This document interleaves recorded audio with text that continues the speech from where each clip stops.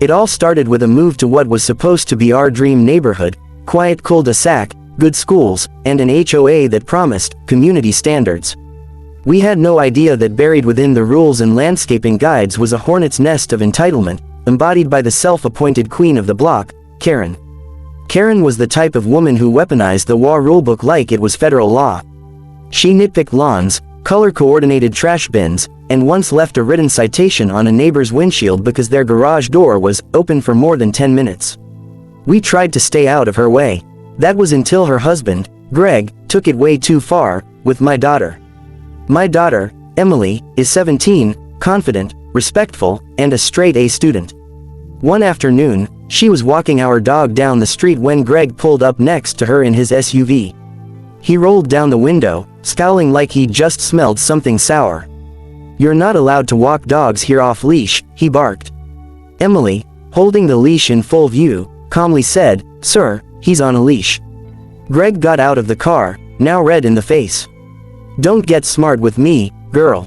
I know you're kind. Think you don't have to follow rules."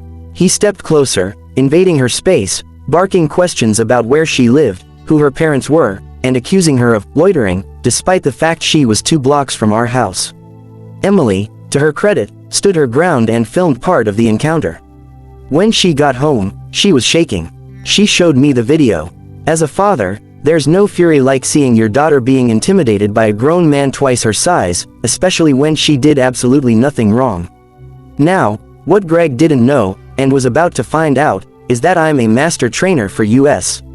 Army Special Forces. I've trained Green Berets for over 2 decades. I'm not just good with tactics, I read people for a living.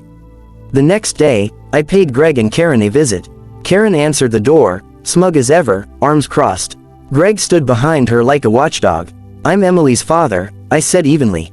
"I watched the video." Karen scoffed. "Oh, that girl. Maybe teach her to respect authority. Maybe teach your husband not to harass teenage girls," I replied. Then I stepped closer, lowering my voice. "You came at my daughter like she was prey. Let me be very clear, that won't happen again." Greg opened his mouth to speak but froze when I stared into him, not at him. In that moment, he understood. There's a way someone trained to neutralize threats looks at you. Not with anger, with calculation. He stepped back. "I suggest you both learn who your neighbors are before you start intimidating children," I said, and left. The WA dropped the nonsense. Karen never bothered us again. Greg never looked our way. Emily regained her peace, and her confidence. We didn't escalate it further. Because sometimes, justice isn't about revenge. It's about setting a boundary so clearly, it echoes. And in that moment, a petty tyrant learned that barking at shadows can wake sleeping giants.